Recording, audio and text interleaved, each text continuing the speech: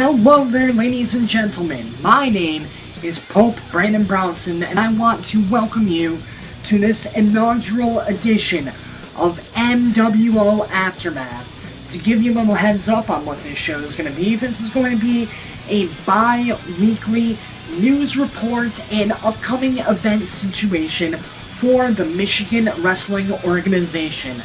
Again, I am Pope Brandon Brownson, the voice of the MWO, or at least that's what I like to tell myself. Now, the big news coming out of the MWO right now is the huge double-header weekend that we just got done with a couple weeks back. And the big news out of both of those events were the two six-pack elimination challenges that took place. First, at the benefit show at the NTC Church that we hosted, Jack Price defended his Great Lakes Championship, of course, in a six-pack challenge. Also in that match were the Package, Andrew Steele, Alex Steele, the King Caddy, Ricky Cartier, the Cody Leedy, and Apocalypse. Now, Jack Price did go on to win the match, but he may have made a very dangerous enemy along the way. You see, folks, after the match had concluded, Jack Price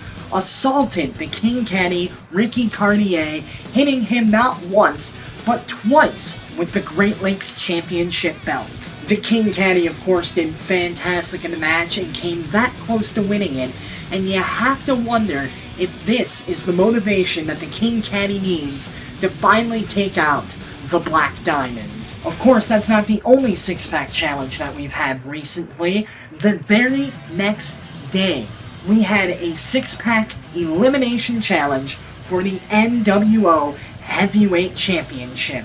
This match included the Underdog, JJ Hughes, the Creature Feature, John Campbell, Pure Fury, Jeff Klaus, The Real Deal, Michael Reaver, the Coolest Man Alive, Victor Cross, and of course, the NWO Heavyweight Champion himself, the Dragon Slayer, Christian Clayton. Now, Christian Clayton did retain the Heavyweight Championship, beating JJ Hughes in the final two. JJ Hughes, of course, being the man with the least experience in the match, being able to make it to the final two, which is huge for the Underdog's career. However, the biggest news from that match might have been the potential implosion of the Furious Gentlemen. Now, throughout most of the match, the Furious Gentlemen were working in tandem, working as a team to advance.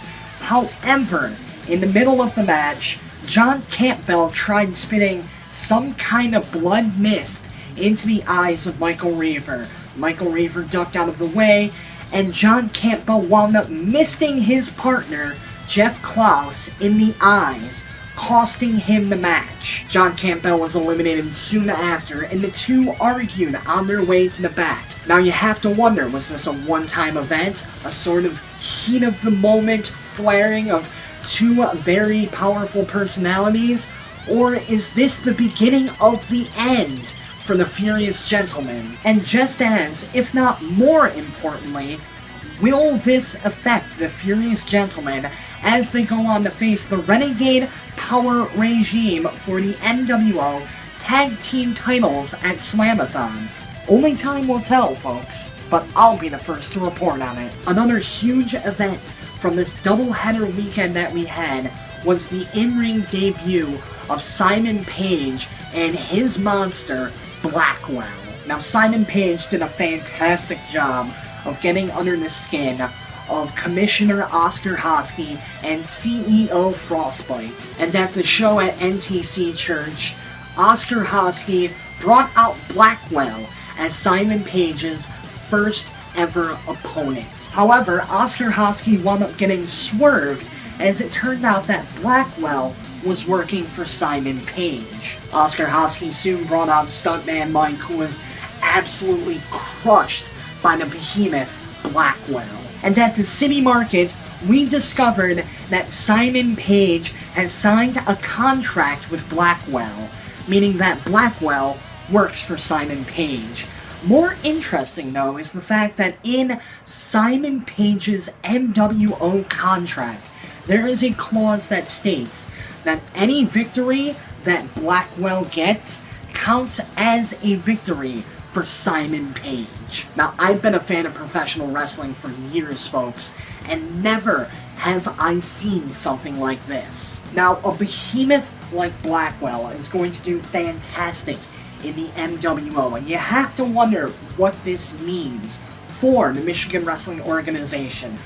I'm not personally sure, but I'm pretty sure that Simon says that the future is bright for Simon Page and his monster. Now, slightly changing gears here, folks. This past Saturday, we had the MWO Hall of Fame ceremony and 2014 award banquet. I, of course, was there in attendance, and it was a fantastic time, but you guys are probably wondering who won the 2014 Michigan Wrestling Organization End of the Year Awards.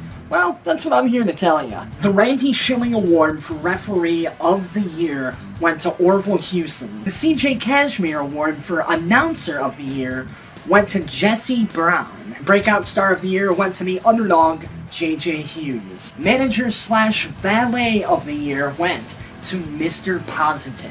Inspirational Superstar of the Year went to the Blue Marvel. Most Improved Superstar of the Year went to the Package, Andrew Steele. Most Hated Superstar of the Year went to Stuntman Mike. Most Popular Superstar of the Year went to Apocalypse. Feud of the Year went to the Dragon Slayer Christian Clayton versus Jason the Basher Klaus. Match of the Year went to Jack Price versus Apocalypse for the MWO Great Lakes Championship at WrestleRama 20. Tag Team of the Year went to the Furious Gentlemen, and Superstar of the Year went to the Cody Leaney. Now, of course, the awards weren't the only big news from this event. 4 new superstars have officially been inducted into the Michigan Wrestling Organization Hall of Fame. At this time, I would like to congratulate those 4 superstars. Corporal Payne, the Steele Brothers, Andrew and Alex, and Ex-Convict. I thank you for your contributions to the Michigan Wrestling Organization. Congratulations to the 4 of you. You all deserve it. Now, after all this exciting news, you might be asking yourself, Pope, how can I see Michigan Wrestling Organization for myself?